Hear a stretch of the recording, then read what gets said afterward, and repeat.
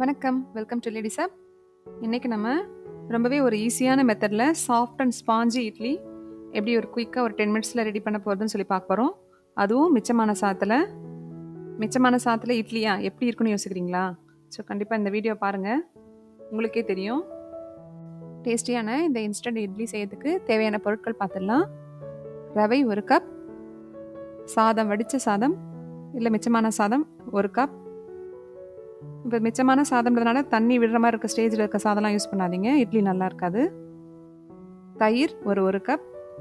இப்போ தயிர் சப்போஸ் புளிப்பு அதிகமாக இருக்க மாதிரி தோணுச்சுன்னா நீங்கள் 1/2 கப் தயிர் எடுத்துகிட்டு ஒரு 1/2 கப் தண்ணி சேர்த்துக்கலாம். இப்போ நான் அப்படி தான் எடுத்து வச்சுருக்கேன். முதல்ல நம்ம இந்த வடித்த சாதத்தை ஒரு மிக்ஸி ஜாரில் போட்டு நல்லா நைஸாக அரைச்சி எடுத்துக்கணும். தேவைப்பட்டால் கொஞ்சமாக தண்ணி சேர்த்து அரைச்சி எடுத்துக்கோங்க.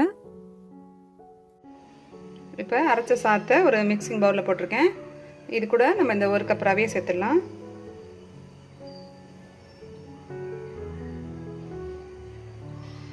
இந்த 1 கப் தயிர் சொன்னேன் இல்லையா, அதையும் இதில் சேர்த்துடலாம்.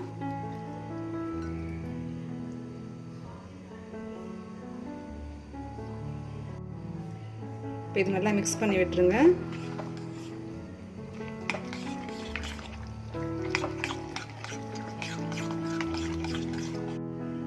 இந்த கலவைக்கு தேவையான அளவு உப்பு சேர்த்துடலாம்.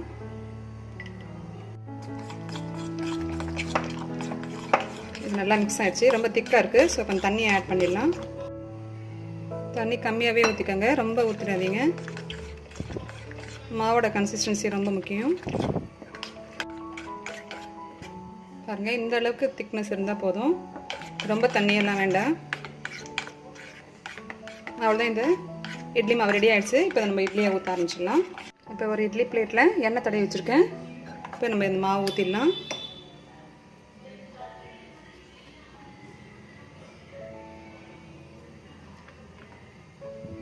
இப்போ நான் சொன்ன இந்த அளவுக்கு உங்களுக்கு குறைஞ்சது ஒரு 8 இட்லி கிடைக்கும்.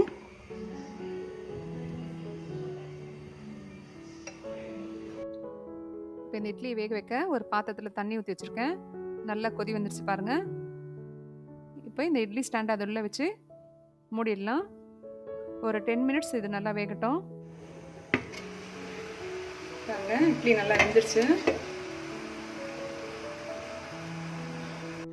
இந்த இன்ஸ்டன்ட் இட்லி பாருங்கள் ஒரு 10 மினிட்ஸில் ரெடி ஆகிடுச்சு. இப்போ இது ஆறுனதும் நம்ம ஒரு பிளேட்டுக்கு மாற்றிடலாம். இட்லி ஆறிடுச்சு. இப்போ இது ஒரு பிளேட்டுக்கு மாற்றிடலாம். பாருங்கள், எடுக்கவே எவ்வளோ ரொம்ப ஈஸியாக இருக்குது.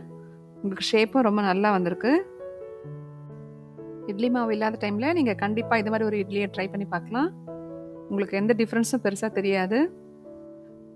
இது மிச்சமான சாத்திர செஞ்ச இட்லின்னு சொல்லி நீங்கள் சொன்னால் தான் தெரியும். அந்தளவுக்கு இது டேஸ்ட் ரொம்பவே நல்லாயிருக்கும். இப்போ ஒரு இட்லி பிட்டு காட்டுறேன் பாருங்கள், எந்த அளவுக்கு சாஃப்டாக இருக்குது. நல்ல சூடான இந்த இட்லி கூட சட்னி சாம்பாரோட பண்ணி சர்வ் பண்ணிங்கன்னா ரொம்பவே டேஸ்ட்டாக இருக்கும். இந்த ரெசிபி நம்ம எல்லாருக்குமே கண்டிப்பாக ஒரு யூஸ்ஃபுல்லான ரெசிபி தான். ஸோ கண்டிப்பாக நீங்களும் ட்ரை பண்ணி பாருங்கள் அண்ட் உங்கள் கமெண்ட்ஸ் கொடுங்க. தேங்க்ஸ் ஃபார் வாட்சிங்.